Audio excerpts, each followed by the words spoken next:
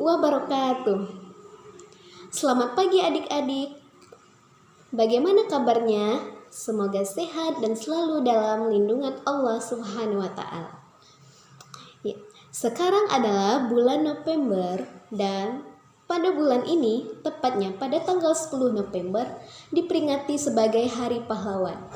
Maka dari itu, kali ini kakak akan memberikan sebuah cerita tentang sosok seorang pahlawan yang berasal dari Sumatera Selatan. Beliau adalah Sultan Mahmud Badarudin II.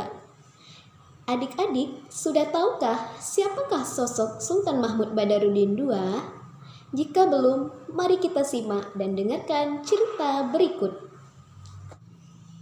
Sultan Mahmud Badarudin II lahir di kota Palembang pada tahun 1767 dan wafat di kota Ternate pada tahun 1852. Beliau adalah pemimpin Kesultanan Palembang Darussalam yang menjabat selama 2 periode, di mana periode pertama yaitu pada tahun 1803 sampai 1813 dan periode kedua pada tahun 1818 sampai 1821 setelah masa pemerintahan ayahnya yaitu Sultan Mahmud Badarudin I. Sebelum menjadi sultan, nama aslinya yaitu Raden Hasan Pangeran Ratu.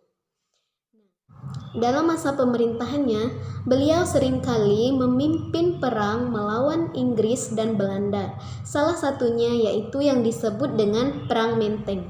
Perang Menteng ini terjadi pada tanggal 12 Juni tahun 1819. Perang ini merupakan perang yang paling dahsyat yang terjadi pada waktu itu, di mana korban terbanyak ada di pihak Belanda. Perang ini pun terus berlanjut, tetapi pertahanan Palembang sulit untuk ditembus. Oleh karena itu, pihak Belanda kembali ke Batavia tanpa membawa kemenangan. Nah, adik-adik, ternyata pihak Belanda tidak bisa menerima kenyataan tersebut, sehingga mereka memutuskan untuk mengirimkan ekspedisi ke Palembang dengan melipat gandakan kekuatannya. Tujuannya yaitu untuk melengsarkan dan menghukum Sultan Mahmud Badarudin II. Tetapi adik-adik, Sultan Mahmud Badarudin II ini adalah sosok yang pandai menilai keadaan serta bijak dalam mengambil keputusan.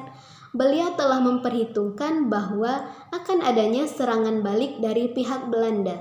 Oleh karena itu, beliau telah mempersiapkan benteng-benteng pertahanan yang tangguh. Di beberapa tempat di Sungai Musi sebelum masuk Palembang dibangunlah benteng-benteng yang dikomandani oleh keluarga sultan. Kelak, benteng-benteng inilah yang sangat berperan dalam pertahanan Palembang. Pada bulan Juni tahun 1821 bertepatan dengan bulan suci Ramadan, tepatnya pada waktu dini hari Minggu 24 Juni, ketika rakyat Palembang sedang makan sahur, ternyata Belanda menyerang secara tiba-tiba.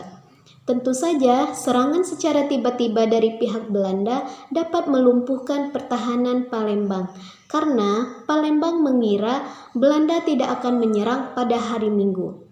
Akhirnya, setelah melalui perjuangan yang hebat, pada tanggal 25 Juni 1821, Palembang berhasil jatuh ke tangan Belanda. Dan pada tanggal 1 Juli 1821, berkibarlah bendera Rood, Wit, and Blauw di benteng Kuto Besar. Maka resmilah kolonialisme Hindia Belanda di kota Palembang. Lalu, bagaimanakah kondisi Sultan Mahmud Badarudin II beserta keluarganya?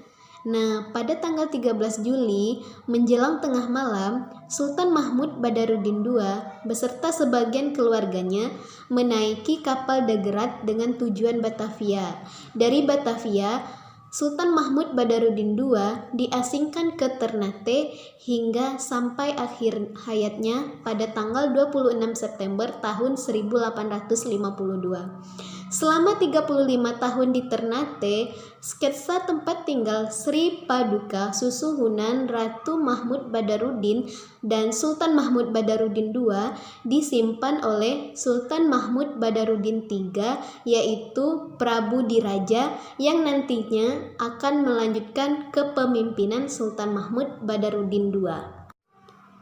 Kini, nama Sultan Mahmud Badarudin II diabadikan sebagai nama bandara internasional di kota Palembang, yaitu Bandara Sultan Mahmud Badarudin II, serta digunakan juga pada mata uang rupiah pecahan 10 ribuan yang dikeluarkan oleh Bank Indonesia pada tanggal 20 Oktober tahun 2005. Nah, adik-adik, demikianlah cerita tentang Sultan Mahmud Badarudin II serta perjuangannya dalam Perang Menteng. Semoga adik-adik dapat meladani sikap-sikap pantang menyerah, pekerja keras, jujur, adil dan bijaksana, serta hal-hal positif lainnya dari Sultan Mahmud Badarudin II. Sekian, terima kasih. Wassalamualaikum warahmatullahi wabarakatuh.